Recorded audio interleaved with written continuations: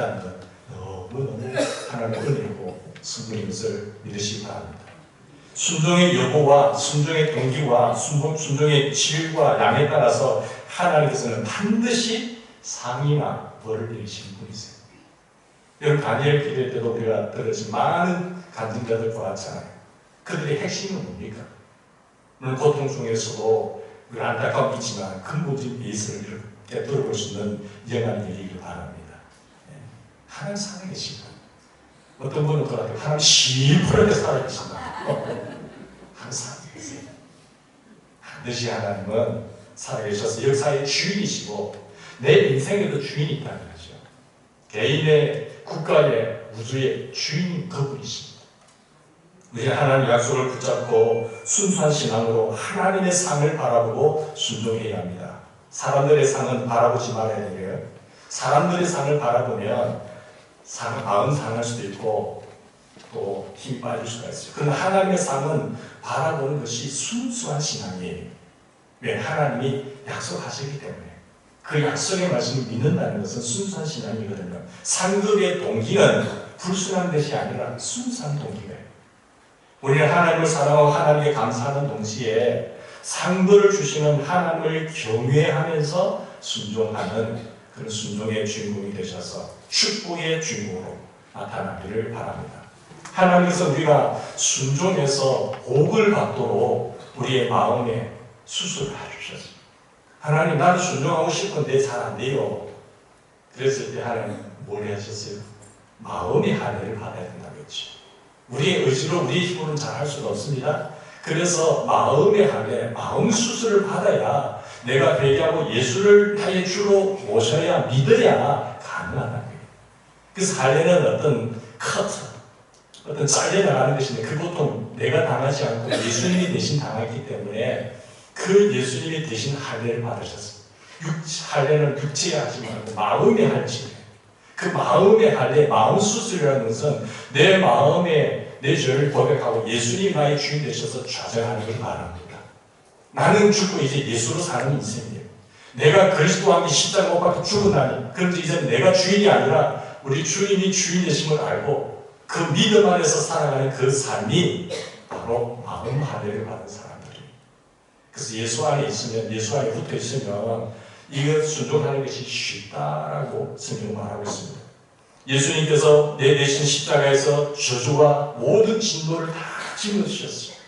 그가 지키심은, 그가 상하심은 우리에게 마음을 얻기 위해서, 우리에게 평화를 주기 위해서 그 짊어지시고 살림, 할례를 당하셨기 때문에 우리는 하나님으로부터 잘라내는 대신에 동시에 하나님의 접속이 되는 거죠. 하나님과 접속이 되어서 하나님 하나님과 함께하는 인생을 되고 그분이 내 안에 있기 때문에 예수 그리스도가 있는 자에게는 생명이 있고 예수 그리스도가 없는 자에게는 생명이 없다고 말하고 있는 것입니다. 이게 마음 할례, 마음 수술입니다. 그래서 사랑하는 자식을 위한 일은 여러분 짐이 됩니까? 쉼이 됩니까? 아무리 힘들어도요 사랑하는 자식이니까 쉽다는 거죠. 여러분 사랑하는 가족을 위해서 뭐 일을 할 때 그게 노예입니까? 노동입니까? 즐거움입니까? 쉼이죠. 기쁨이죠. 왜? 사랑하니까. 여러분 사랑하는 사람을 위한 일은요 보람과 행복과 기쁨이 되는 것입니다.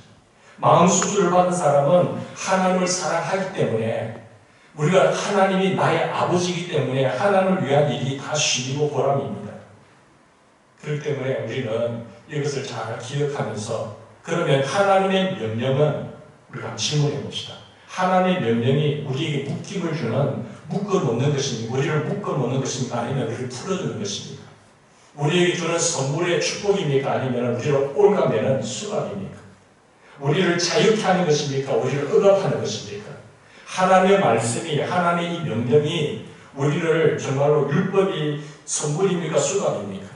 이것이 나의 인생의 고민입니까? 아니면 행복입니까? 아니면 나에게 즐거운 것입니까? 아니면 괴로운 것입니까? 어느 것입니까?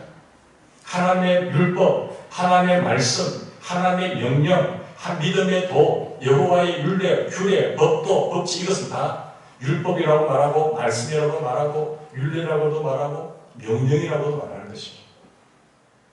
그렇기 때문에 신앙생활이 괴로운 것이 아니라 즐거운 인생이 되길 바랍니다. 그 비밀을 캐치하세요. 여러분, 하나님의 율법은 쉽게 말하면 하나님의 법입니다. 하나님의 법. 세상의 법이 있지 않습니까? 하나님의 법은 율법이에요. 다른 말로 말하면 하나님의 말씀이에요. 하나님의 명령이에요. 율례와 규례와 법도시요. 그래서 사람들이 법에 대해서 생각을 어떻게 하십니까? 만약 법이 없다고 한다면 나라가 어떻게 되겠습니까? 한 나라를 형성하는 데 있어서 나라에 법이 없다. 법이 없다고 한다면 어떻게 되겠는가? 신생 것이 약한 것을 먹는다.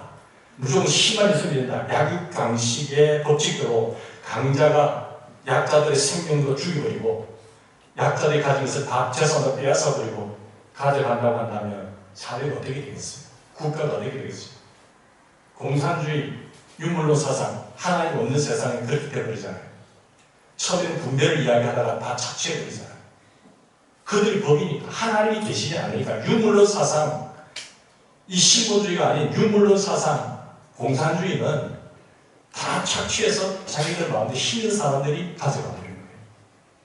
좋은 이름은 나오지만 하나님이 계셔야 하나님의 법이 있고 거기에 준한 법이 형성되어야 하나님을 두려워하고 청지기의 삶을 살아갈 텐데 하나님이 없다는 거죠. 유물론의 사상인 거죠. 여러분, 하나님의 법, 이 율법에 대해서 어떻게 생각하세요? 만약에 야국강식대로 힘있는 자가 생명을 죽이고 재산을 다 착취한다면 그렇게 하고도 그것을 제재하고 그것을 처벌하는 법이 없다. 사회가, 국가가 엉망 안 되겠습니까? 정말 수준이 높아서 사람들이 정말로 괜찮은 사람들이라면 좀 괜찮겠지만은 그런 나라들은 한순간에 망해버립니다. 무슨 짓을 하든지 처벌하고 그 사람들을 제재하는 법이 없으면은 사회의 질서가 다 파괴되어버리죠. 율법은 힘과 정성을 다해서 마음을 다해서 하나님을 사랑하는 법입니다. 그리고 동시에 이웃을 내 몸처럼 사랑하는 법이 율법이에요. 그게 최고의 법이죠. 하나님께서 이와 같은 이런 계명을 요약한 것이 십계명인데 십계명을 요약하면은 이 성경 전체를 다 압축하면 십계명이잖아요. 이 십계명을 세 계명을 주신 것이 하나님을 마음과 뜻과 힘과 정성을 다해서 하나님을 사랑하는 것이고 두 번째 계명이 이웃을 내 몸처럼 사랑하는 것이 여기 다 요약되어 있습니다. 그러면 율법의 기능을 말할 때 우리가 율법의 세 가지 범주가 되는 어떤 것을 한번 생각해 봅시다. 율법의 기능의 첫째 뭐가 있는가 하면요. 제사법이 있어요. 의식법이 있어요. 의식법. 그 의식법이 하나님 앞 제사를 드릴 때에 드리는 규례 법칙이에요. 이것은 예수님께서 십자가 피로 돌아가심으로 말미암아 이것을 다 이루셨어요. 그 지금은 양을 잡고 토를 잡고 그 피로 하나님 나갈 때 제사법을 다 주님 완성하시기 때문에 지성소와 성소 사이 휘장도 찢어졌기 때문에 우리가 다 그냥 하나님 나갈 수 있는 겁니다. 구약시대처럼 그렇게 의식법의 저촉을 받아서 그렇게 안 해도 돼요. 예수의 보혈의 피로 우리는 하나님 앞에 은혜의 보좌 앞에 담대히 누구든지 나갈 수가 있어요. 그 율법의 기능에 첫 번째 의식법, 제사법이 있고 두 번째는 어떤 법이 있느냐 국가법이 있어요. 국가법은 뭔가 하면 그 당시에는 신정국가이기 때문에 신정국가들은 종교와 국가 같이 있잖아요. 그래서 이스라엘 백성들의 신정국가에 다스려 이렇게 다스려 나가는 법이 국가법입니다. 그런데 지금은 그것을 그대로 받아들이지 않고 그 원리만 받아들여서 나라마다 국가법을 세워나가는 거죠. 그리고 세 번째 법이 뭔가 하면 도덕법이 있습니다. 이 도덕법은 하나님의 성품, 하나님의 속성을 고스란히 담아내는 것이 도덕법이에요. 이것은 신구약 다 그대로 유효합니다. 그러니까 지금 우리가 하나님 율례를 지킨다고 할 때, 율법을 지킨다고 할 때 이 법은 의식법이 아니라 국가법이 아니라 뭡니까? 십계명에 요약된 이 도덕법을 지키라는 거예요. 도덕법. 도덕법은 하나님의 성품을 그대로 반영하기 때문에 이 법을 잘 지키면 예수를 닮아가요. 하나님의 성품을 닮아가고 세상이 밝은 세상이 됩니다. 좋은 세상이 됩니다. 그러니까 우리가 하나님의 성품을 닮아가도록 만든 법이 도덕법이라는 거예요. 그게 십계명 안에 있는 거예요. 이게 쉽습니까? 어렵습니까? 쉽습니다. 우상숭배하는 게 쉽습니까? 어렵습니까? 쉽죠. 순교 안 하는 게 더 쉽죠. 여러분, 사람을 죽이는 게 쉽습니까? 어렵습니까? 죽이는 게 어려워요. 제대로 된 사람이라고 한다면 이 법을 어기는 게 더 힘들다니까요. 쉽다는 거죠. 율법의 기능을 말할 때에 주로 도덕법의 기능을 말합니다. 세 가지 율법의 기능 가운데 첫 번째 무슨 법이라서 무슨 기능을 했죠? 네, 의식법. 두 번째 국가법. 세 번째 도덕법. 그래서 율법을 이야기할 때 지금은 도덕법을 기능을 이야기하는 것입니다. 그러면 이 도덕법의 기능 가운데 제가 이 율법이라고 할 때 하나님의 말씀이라고 할 때 하나님의 명령이라고 할 때 이 도덕법을 이야기하는데 이 도덕법에는 기능이 세 가지가 있어요. 첫 번째는 뭔가 하면 거울의 기능이 있습니다. 즉 율법, 명령, 하나님 명령 이 하나님의 법에는 말씀에는 첫 번째 기능이 거울의 기능이에요. 이 거울의 기능이 뭐냐 하면 이 거울은 자기가 뭐가 묻었는지 내가 머리 스타일 바로 됐는지 뭐 묻었는지 안 묻었는지 알게 하는 거죠. 스스로 제가 얼굴을 보지 못할 때 거울에 비춘 내 모습을 보고 아 여기에 화장이 잘못됐구나. 아 머리가 굳어졌구나. 옷이 옷 모양이 잘못됐구나. 이것을 알게 되는 거죠. 그래서 우리가 거울에 비춰보면 내가 죄인이라는 사실을 알게 돼요. 아 나는 이런 죄를 지었구나. 이것을 지금 잘못하고 있구나. 하나님의 의도는 이건데 이것을 내가 잘못하고 있구나. 그래서 정죄를 받게 되는 겁니다. 죄인은 정죄를 받아서 나는 이러면 안 되구나. 그럼 내가 용서받을 수 있는 방법이 없는가. 그래서 구원자를 찾게 되는 것이. 그걸 모르는 사람은요. 자기가 뭘 묻었는지 여기 고춧가루 묻었는지 고추장이 묻었는지 몰라요. 남들 킥킥킥 묻는데 거울을 보고 닦지를 않으니까 모른다는 거죠. 이게 이 율법이라는 거울을 통해 하나님의 말씀이라는 거울을 통해 보니까 나는 죄인이구나. 그래서 이 율법은 누구를 조명합니까? 누구로 방향을 틀게 합니까? 예수님께 나가게 하는 거예요. 우리의 구원자가 누구냐? 우리의 구원자에 계신 그분을 찾게 만드는 그 힘이 바로 이 말씀에 있다는 것을 여러분 기억하셔야 됩니다. 죄는 율법을 통해서 죄를 깨닫고 정죄해서 우리의 구원자 예수께로 가게 하는 역할, 그 가게 하는 만드는 역할이 몽환선생 율법이란 말이에요. 이 말씀이란. 그러니까 이 레이즈 강선, MRI나 CT를 통해서 딱 병을 진단하지 못하면 자기는 병이 들었으면서 병이 몰라요. 그 치료자는 예수님이라는 사실이에요. 그래서 우리가 예수님을 믿잖아요. 내가 죄인이 아닌데 왜 예수님을 믿습니까? 속죄 아닌 것이기 때문에 예수의 피에 있기 때문에 우리는 예수님께로 향합니다. 이 모든 말씀은 모든 율법은 예수님께로 향합니다. 그래서 거울이 나겠어요. 율법은 이렇게 사람들이 얼마나 부패한 존재인지 깨닫게 해서 긍휼을 베푸시는 하나님께 전적으로 의존하게 하는 기능이 이 율법의 기능이에요. 하나님의 긍휼에 매달리게 하기 위한 기능. 이것이 말씀이에요. 말씀을 보면 볼수록 하나님을 찾지 않으면 찾지 않을 수 없어요. 하나님 잘못했습니다. 용서해 주세요. 이거 말할 때 거죠. 그래서 자신의 죄성 때문에 더욱더 죄를 짓게 되는 자신을 발견하게 해서 우리의 구원자, 나의 구원자 예수 그리스도에게로 달려가게 하는 것, 그것이 율법의 거울 기능이라는 거예요. 또 율법은 이런 거울의 기능이 있을 뿐만 아니라 두 번째 기능이 뭔가 하면 채찍의 기능이 있습니다. 채찍의 기능. 한번 따라해볼까요? 채찍의 기능. 이 채찍의 기능은 죄를 억제하게 만듭니다. 율법 자체는 사람의 마음을 바꾸지 못해요. 율법이 있는 것 자체가 뭘 바꿉니까?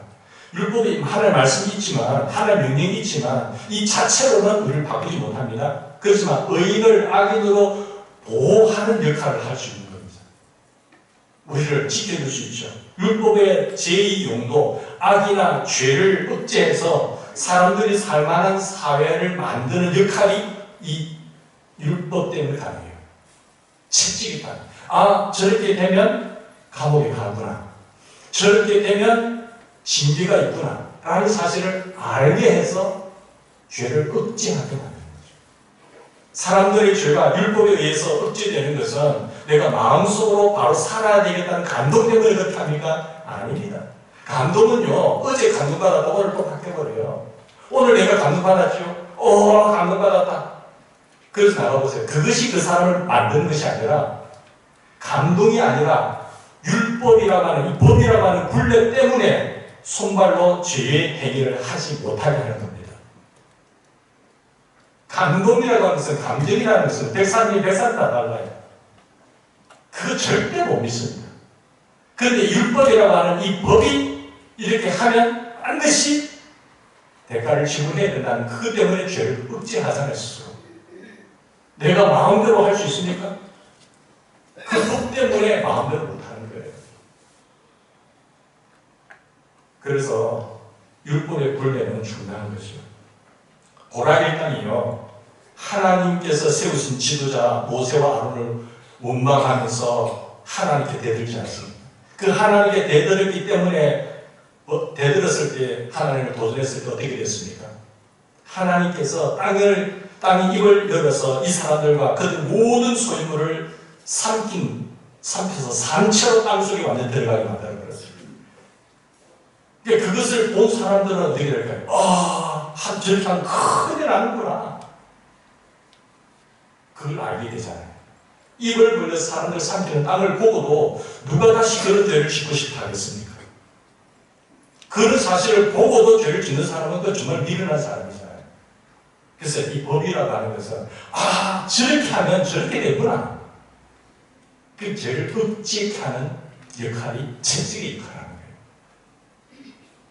율법이 죄를 억제하는 기능이 바로 이런 것인데, 율법이 죄를 억제할 때 사람들의 겉으로는 죄가 억제되더라도요, 또 그렇게 잘 못하잖아요. 그래서 율법의 용도 가운데 쉽게 말해서 사람들이 누구를 죽이고 싶어 해도 죽은 뒤에 대가가 어떻다는 사실을 알기 때문에 죄를 억제하는 거예요. 그 마음이 막 쏟아오더라도 그 사실을 알기 때문에 중단하는 거예요. 감정대로 하면 막 찔러 죽이는 것이 적성이 풀리겠지만은, 그 사람 큰일 나구나. 나도 죽구나. 그 기능의 역할이 율법의 제2 용도 역할이라는 거죠. 자기가 원하는 것을 훔치고 싶어도, 내가 저걸 갖고 싶어도 훔치고 싶어도 내 이 감정의 모든 것을 손발이 하는 것을 억압하고 억제하는 것을 만들어주는 것이 뭡니까? 율법이라는 거예요. 하나님의 명령, 하나님의 말씀이라는 거죠. 율법은 사람의 마음을 변화시키는 것이 아니라 사람의 행동을 억제하는 거예요. 그래서 율법을 많이 알면, 법을 많이 알면 알수록 행동이 바르게 갑니다. 저러면 안 되거든요. 또 그렇게 했을 때는 좋은 것이 준비되었으면 신이 나서 하거든요. 그러니까 알고 모르고는 엄청난 차이예요. 목사님 저 몰랐는데요. 나는 이게 빨간불인데 가는 줄 알았어요. 그게 통합니까? 그건 통하지가 않는 거예요. 그래서 모른다고 해서 되는 게 아니라 일단 알았어요. 그래서 우리는 하나님의 법이 무언가를 인생을 살아가는 데 있어서 하나님 우리를 로봇으로 만드셔서 살게 한 것이 아니라 우리에게 자유의지를 주셨거든요. 그러면 인생이라고 하는 모선을 어떻게 살아야 할 것인가를 잘 알고 가는 게 굉장히 중요하죠. 국가가 국민을 다스릴 때에 도덕에 호소를 합니다. 1차는 도덕적인 호소를 하겠죠. 그러나 도덕에 호소하는 것으로 국가를 다스리지 않습니다. 한 국가만 보더라도 국가가 국민들을 다스릴 때 뭐로 다스리세요? 법과 제도로, 이게 한마디로 말하면 칼로 다스리는 거거든요. 그래야 사람들이 죄를 억제하는 거예요, 스스로. 하나님과 마찬가지예요. 구원받은 우리 하나님 백성들에게 너 마음대로 살아라고 하지 않고 명령하신 것이 있단 말이에요. 명령. 하나님의 백성들에게.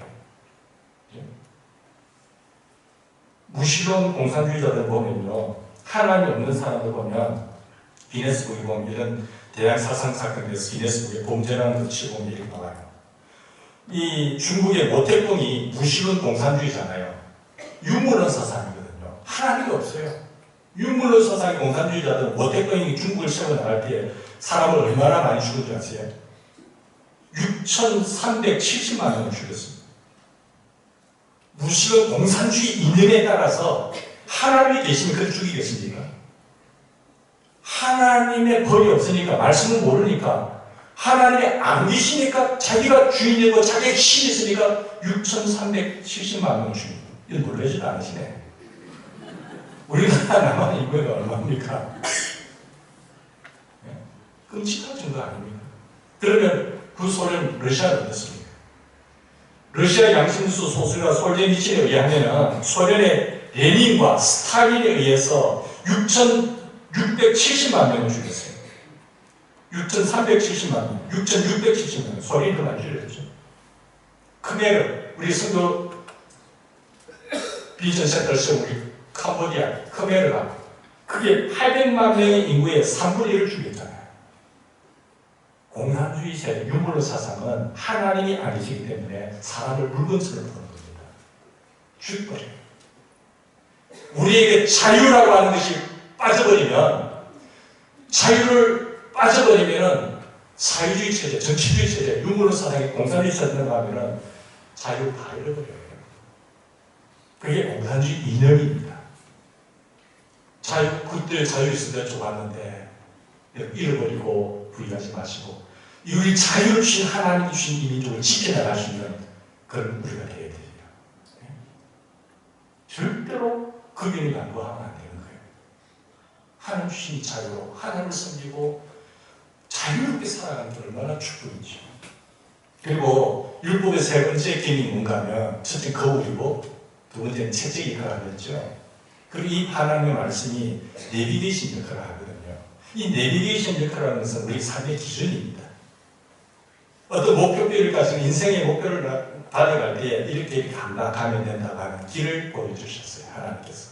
이것이 가장 완벽한 지금 놀라운 지금. 율법의 제3용도는 하나님이 기뻐하시는 삶의 도리를 제공해주고 있습니다. 하나님이 뭘 기뻐하신가? 가장 귀하게 고장나지 않고 가장 적절하게 잘 사용되는 어떤 매뉴얼, 그게 하나님 주신 법이에요. 하나님이 주신 이 법이 선물입니까? 억압입니까? 수갑입니까? 결혼입니까? 우리를 사랑하셔서 하나님 은혜의 선물로, 축복의 선물로 우리에게 주셨잖아요. 이렇게 사랑하고 이렇게 순종하면 하나님 너무 기뻐하시고 우리에게도 정말 복된 삶을 주는 것이에요. 이 말씀이 우리에게 축복이 되기를 바랍니다.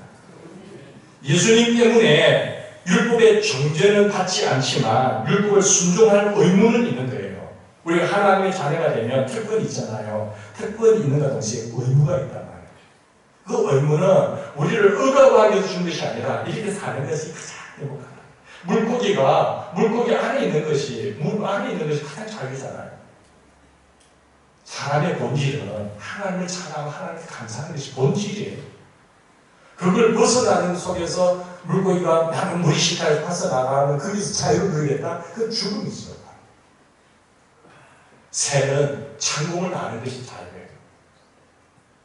그러니까 하나님이 만드신 원리가 무엇인가를 제대로 아는 것은 굉장히 치유로운 삶이고 인생을 복되게 행복하게 사는 비결이라는 사실.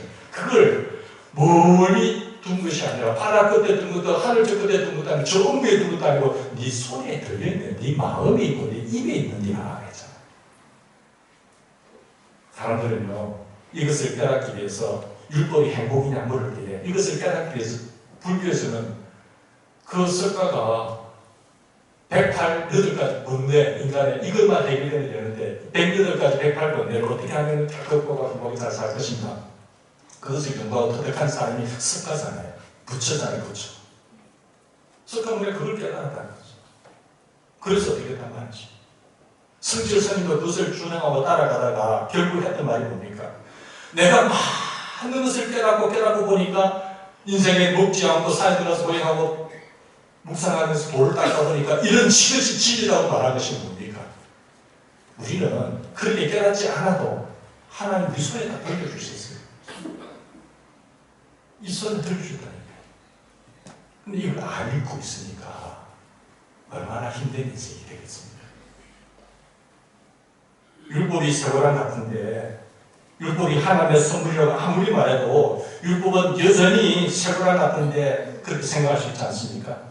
이 하나님의 율법만 없다고 한다면, 이 하나님의 명령만 없다고 한다면, 하나님의 어떤 이 기준만 없다고 한다면 내 마음대로 살면서 살아갈 수 있는데 왜 이걸 정하셔서 나를 피운수하느냐 그렇게 생각하는 분 없으십니까? 그래서 인생의 쾌락을 즐길 수 없다는 거예요. 하나님의 쾌락을 즐기지 말아야겠습니까? 다 하게 됐잖아요. 그 기준이 모르지만 현실적으로 어렵다는 거예요. 사실상 회사에 들어가서 이 말씀대로 살면 체면이 깎일 수 있고 손해볼 수 있고 잘 잘릴 수도 있고 또 박해를 받을 수도 있고 순교를 당할 수도 있잖아요. 그러나 죄인이 완벽하게 거룩하신 하나님을 닮아가는 것은 아니지만 내가 거룩한 너희도 거룩하라는 거예요. 완벽하게는 아니지만 이것을 기준 삼아서 살아가라는 거죠. 성철 스님은요 평생 눕지 않고 앉아 엎드려서 누워 자지 않았습니다. 앉아 엎드림 속에서 초인적 자세로 돌을 닦았어요. 몇 년간 80년 동안 평생 돌을 닦은 성철 스님은 돌을 완성하지 못해서 임종시에 어떤 이런 유언을 했습니다. 내 죄는 산보다 높고 바다보다 깊은데 내 어찌 감당하랴. 내가 80년 동안 포기한 것은 헛것이로다. 우리는 구원이 없다. 죄값을 해결할 자가 없기 때문에 자기 딸 피리와 54년을 탄자라고 살았는데 죽을 임종시에 찾게 되었다. 피리야, 자기 딸에게 말한 거예요. 피리야, 내가 잘못했다. 내 인생을 내가 잘못 선택했다. 나는 지옥에 간다. 그게 이론이에요. 성철 스님의 입장에 보면 구원의 도리가 정말 너무너무 어려웠다는 거죠. 평생 닦아도 깨우치지 못한 것이었습니다. 그래서 성철 스님은 평생 동안 고행하면서 닦으면 닦아질 줄 알았던 도를 깨닫지 못하고 평생 자기에게 속고 살았다고 고백한 거죠. 그래서 자기가 닦은 도는 깨닫지 못하고 구원도 발견하지 못했고 지옥에 간다는 처절한 고백을 한 것입니다. 여러분, 내가 도를 닦는다고 해서 발견하는 거 아니에요. 하나님이 딱 작성해서 인생을 이렇게 사는 것이야, 여기에 행복이 있는 것이야 라고 손에 들려준 것이 하나님의 계시의 음성, 이 법이 하늘나라 시민을 가진 사람들의 이 법이 나를 살리는 것이고 이 법대로 사는 것이 가장 행복하고 질수 있고 복되게 사는 비결이라고 선물로 딱 주신 거예요. 이게 인생의 내비게이션이라는 거예요. 그런데 우리는 이걸 안 읽고 모르고 살아간다. 여러분, 우리는 성철 스님과 다름없는 게 뭔가 우리는 그리스도 안에서 하나님의 은혜를 받았기 때문에 성철 스님과는 달라요. 성철 스님은 자기 스스로 뭔가 해보려고 하기 때문에 안 됩니다. 할 수도 없어요. 우리는 하나님의 은혜로 구원받은 백성들이에요. 내 스스로는 안 되겠지. 예수님 붙잡고 예수님 안에 있으라는 거예요. 그래서 그게 마음 하나예요. 내 죄를 얘기하고 나의 주인은 예수님이다. 주님 안에 거하면 쉽다는 것을 이야기하는 거죠. 여기 보십시오. 하나님께서 우리에게 가깝고도 쉬운 명령을 주셨습니다. 우리의 마음에 있어서 바로 마음으로 수긍하면 되는 율법, 우리의 입에 있어서 바로 입으로 고백하면 되는 율법을 하나님께서 주셨어요. 11절에서 14절까지 말씀 볼까요? 11절에서 14절까지 보면 내가 오늘 내게 명령한 이 명령은 11절에는 이 명령이라고 했어요. 14절에는 뭐라고 표현하겠습니까? 14절에는 오직 그 말씀이 즉 명령이라고 하는 것은 말씀이고 신명기 전체를 끼고 있는 거죠. 이 성경 전체를 이야기하는 거예요. 이 명령이라고 하는 것은 하나님의 말씀을 말하는 것이죠.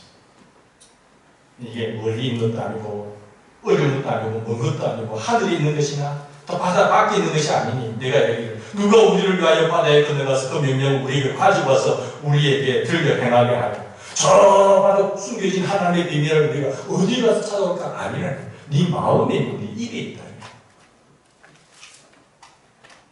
오직 그 말씀이 내게 매우 가까워서 내 입에 있으며 내 마음이 있으면 네가 이를 말할 수 있느니라 행할 수 있느니라.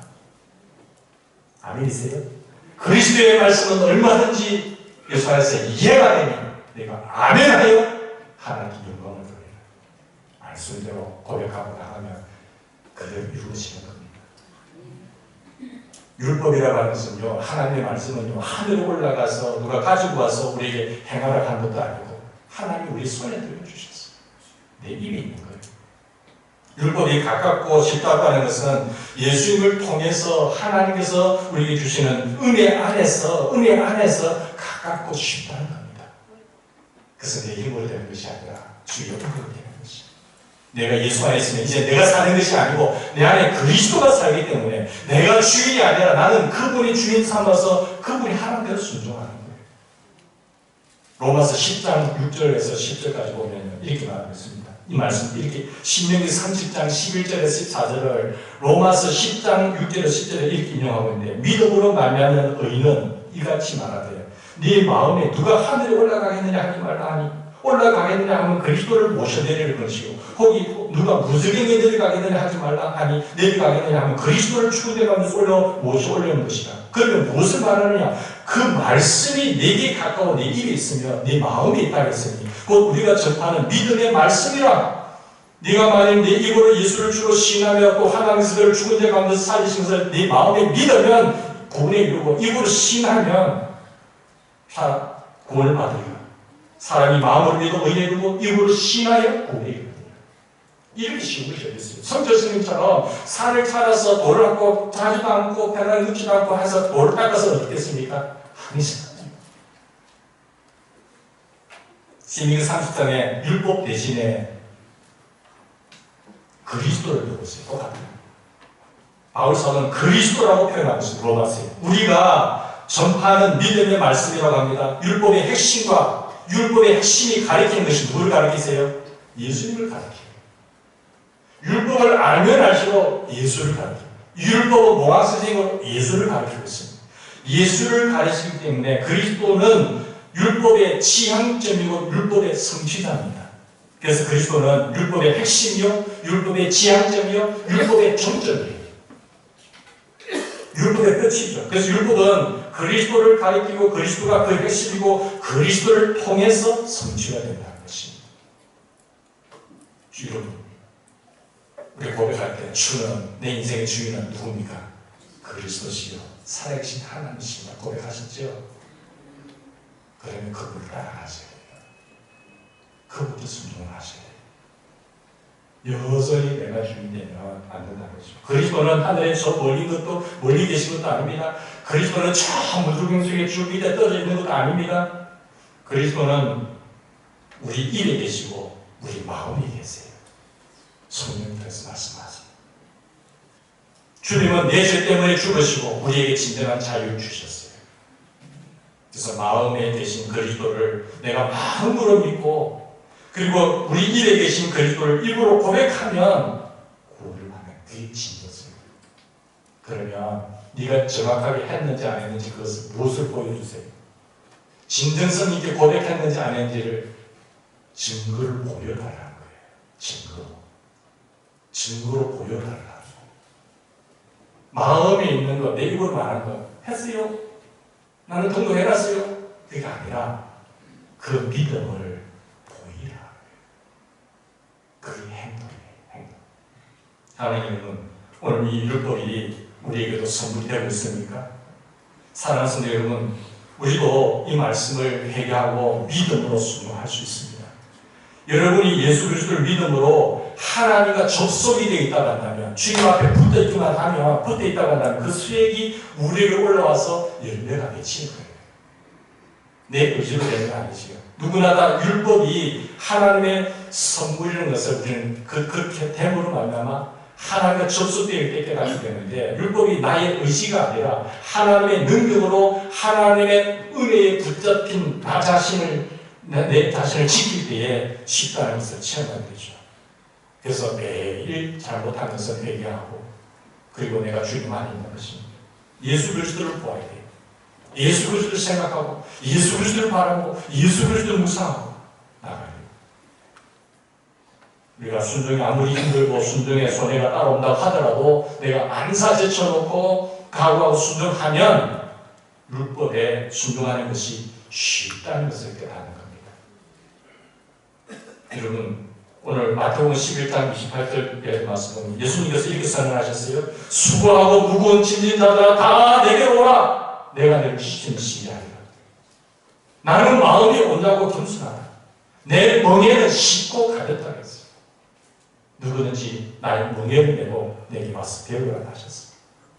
이스라엘에 보면은 이스라엘은 두 마리의 소가 하나의 멍에를 메고 이란을 갑니다. 근데 경험 있는 소 한 손은 이제 그걸 잘 경험이 없는 소와 묶어주는 거예요. 이 처음 1학을 매는 소는 경험 있는 소와 같이 엮어주기 때문에 경험 있는 소가 따라가면 되는 거예요. 그게 쉽잖아요. 경험 있는 소를 배운 분이 예수님이세요.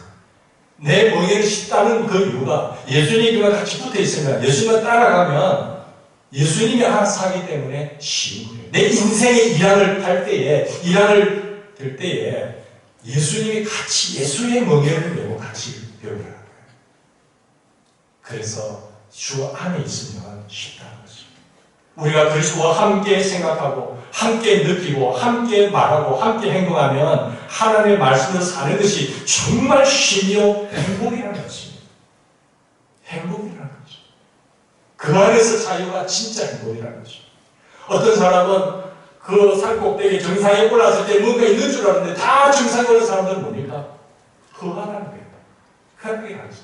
쾌락에 증증 올라가니까 뭐라는 거예요? 헛되고 내가 성공이라는 정증 올라갈 거라고 하는데 성공의 정증은 뭐가 있지요? 하나님 빠진 그 이상은 어떤 부대에, 자루 부대에 구멍 뚫린 부대에 돈을 집어넣고 권력을 집어넣고 힘을 집어넣고 지식을 집어넣고 다 집어넣기는데 다 빠져버렸지. 예수 없는 그 체험은 뻥 뚫린 자루 부대와 같다는 것입니다. 우리가 예수 그리스도와 함께 멍에를 같이 메고 하나님의 뜻대로 인생의 일학을 갈 때에 율법 속에 계시된 이 말씀 속에 명령 속에 계시는 하나님의 뜻, 그 하나님의 뜻을 자발적으로 기쁘게 이루어낼 수가 있습니다. 그게 성공이에요. 하나님의 뜻하신 곳에 하나님의 이 뜻을 내가 순종해서 이루어내리는 것이 그가 성공자입니다. 우리가 이렇게 살 때에 이렇게 살면 다윗처럼 고백하고 다윗처럼 복을 받을 수 있습니다. 다윗은 율법의 3가지 기능이 다 하나님의 선물이라는 것을 고백했어요. 첫째 율법의 기능 가운데 거울이라는 것을 볼 때에 다윗은 시편 51편에 하나님의 완전한 성품을 보여주신 하나님의 속성을 보여주신 율법 거울에 비춰볼 때 자신이 얼마나 처절한 죄인인지 고백했어요. 그 죄인인 것을 고백하면서 내가 주께만 범죄하여 주의 목전에 악을 행하였사오니 주께서 말씀하실 때에 의로우시다 하고 주께서 심판하실 때에 순전하시라 하리다. 하나님이여 내 속에 정한 마음을 창조하시고 정직한 영을 새롭게 주시옵소서. 거울에 비춰본 거예요. 하나님의 말씀에 비춰본 거죠. 그리고 두 번째 율법의 기능인 이 하나님의 말씀이 채찍이라는 사실을 봤을 때 시편 119편 죄를 짓지 않도록 하는 것은 주의 말씀이라고 고백했습니다. 말씀을 알 때에 죄를 억제할 수 있는 거죠. 그래서 너는 청년일 때 곧 공부한 날이 이르기 전에 창조주 하나님을 기억하고 말하면서 청년이 무엇으로 그 행실을 깨끗게 하리까? 주의 말씀을 따라 삼갈지어다. 하나님의 말씀만이 우리를 지켜줄 수 있는 겁니다. 절대 말씀을 벗어난 인생은 못 믿는 거죠. 그리고 율법이 내비게이션이라고 하고서 다윗이 고백한 것은 시편 1편이잖아요. 율법이 이 말씀이 하나님의 명령이 내 삶의 인생의 내비게이션입니다. 그렇게 살아갈 때에 인생이 형통하다는 것을 고백합니다. 복 있는 사람은 누구냐? 악인들이 죄를 짓지 않고 오만한 자의 자리에 앉지 않고 오직 여호와의 율법을 즐거워하여 그 율법을 주야로 묵상하는 사람. 저는 시냇가의 신료나무처럼 시절을 쫓아 열매를 맺으며 그 이사이가 마르지 아니하거니 그가 하는 모든 일이 다 형통하리로다. 그것을 철저하게 내건 고백이에요. 다윗이 이렇게 율법에 따라 살아갈 때에 하나님의 상으로 보상, 복을 많이 받았습니다. 역대상에 보면 만군의 여호와께서 함께 하시니 다윗이 점점 강성하여 갑니다. 다윗의 명성이 온 세상에 퍼졌고 여호와께서 모든 이방 민족으로 그를 두려워하게 하셨다라고 성경이 말씀하고 있습니다. 부와 귀와 주께로 말미암고 또 주의 손에는 권세와 능력이 있사오며 모든 사람을 크게 하심과 강하게 하시니 주의 손에 있나이다라고 고백하잖아요. 모든 것이 하나님께로 도와서오며 내가 마땅히 하나님께 드림도 마땅합니다. 그래서 그가 하나님의 집을 지어드리려고 드린 것이 주신 것에 저들하고 받은 것이 그런 드린 것이 얼마인가 하면 하나로 말하면 거의 한 약 330억 정도, 3천만 달러죠. 보석고 금달란트 뭐 수는 7천 달러 이렇게 합치니 거의 한 300. 하나님 앞에서는 한 300억을 넘겨드릴 거예요. 개인적으로 혼자서. 돈 한 푼 없는 목자 다윗이, 그 목동 다윗이, 대왕 다윗이 된 비결이 뭡니까? 하나님의 말씀을 따라 살아가는 거죠. 이것이 나에게 억압이고 수갑이고 노예가 아니라 이 안에 자유와 기쁨을 하나님께서 그와 함께하셔서 정말 감사하며 하나님이 그 손을 붙잡고 역사하신 거죠. 우리도 다윗처럼 하나님의 말씀대로 살아서 복된 삶을 살기를 주님은 축원합니다. 예수님께서 너희가 내 안에 거하고 내 말이 너희 안에 거하면 무엇이든지 원하는 대로 구하라. 그리하면 이루리라는 겁니다. 여기에 하나님 살아계심을 만반의 증거하는 우리의 삶이 참된 감동자가 되기를 축원합니다. 기도하십시다. 하나님 아버지 고맙고 감사합니다. 그리하면 이루리라고 하신 말씀이 그 모든 복이 다 주께 있는 것을 믿습니다.